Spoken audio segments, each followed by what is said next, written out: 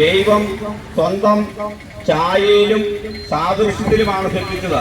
ആ ദൈവത്തിന്റെ സ്വന്തം ഛായയിലും സൃഷ്ടിക്കപ്പെട്ട മനുഷ്യൻ പാപനിമിത്തം നമ്മുടെ പൂർവ്വപിതാവായ ഹവ്വയുടെ പാപനിമിത്തം നമ്മളിൽ നിന്ന് ദൈവസ്നേഹം നഷ്ടപ്പെട്ട് ദൈവത്തിൽ നിന്ന് അകന്ന് നമ്മൾ കഴിഞ്ഞപ്പോൾ നമ്മളെ വീണ്ടെടുക്കാൻ വേണ്ടി സ്നേഹനിധിയായ ദൈവം, സ്നേഹനിധിയായ പിതാവ് അവിടുത്തെ പുത്രനെ നമ്മുടെ രക്ഷയ്ക്കായി ഭൂമിയിലേക്ക് അയച്ചു.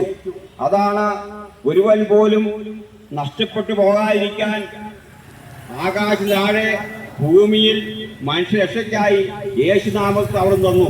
നമുക്ക് ഓരോരുത്തരും രക്ഷപ്പെടാൻ വേണ്ടിയിട്ട് അവിടുന്ന് യേശുനാമത്തിലൂടെയാണ് നമുക്ക് രക്ഷയുള്ളൂ.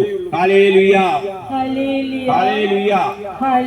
അതുകൊണ്ട് വിശുദ്ധ യോഹന്നാൻ സുവിശേഷം 3:16 പറയുന്നു, ഒരുവൻ പോലും നഷ്ടപ്പെടാതിരിക്കാൻ തന്റെ ഏകജാതനെ നൽകാൻ തക്കവിധം ദൈവം ലോകത്തെ അത്രമാത്രം സ്നേഹിച്ചു.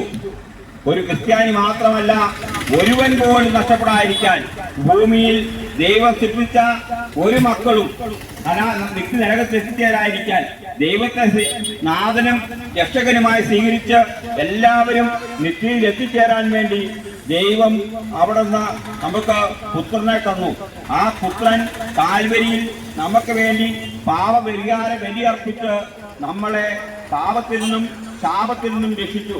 അതുകൊണ്ടാണ് റോമാലേഖനം 5-ാം അധ്യായത്തിൽ പൗലോസ്ലീഹ തിരുവചനത്തിലൂടെ ഇങ്ങനെ ഓർമ്മിക്കുന്നത്, ഒരിക്കൽ നാം ദൈവത്തിന്റെ ശത്രുവായിരുന്നെങ്കിൽ പാപമില്ലാത്തവനെ പാപിയാക്കി കാൽവരിയിൽ നമുക്ക് വേണ്ടി കർത്താവായ യേശുക്രിസ്തു അവിടുന്ന് നമുക്ക് വേണ്ടി ബലിയായി പാപപരിഹാര ബലിയർപ്പിച്ചുകൊണ്ട് നമ്മുടെ പാപങ്ങൾ നിന്ന് നമ്മളെ മോചിപ്പിച്ച് പരിശുദ്ധരും നിർമ്മലമായി ജീവിക്കാനുള്ള കൃപാവരം അവിടുന്ന് നേടിത്തന്ന് ദൈവത്തിൽ നിന്ന് ശത്രുതായി നമ്മളെ ദൈവവുമായിട്ട് കാൽവരിയിലെ ബലിയിലൂടെ കർത്താവായ യേശുക്രിസ്തു നമ്മളെ അനുരഞ്ജിപ്പിച്ചു.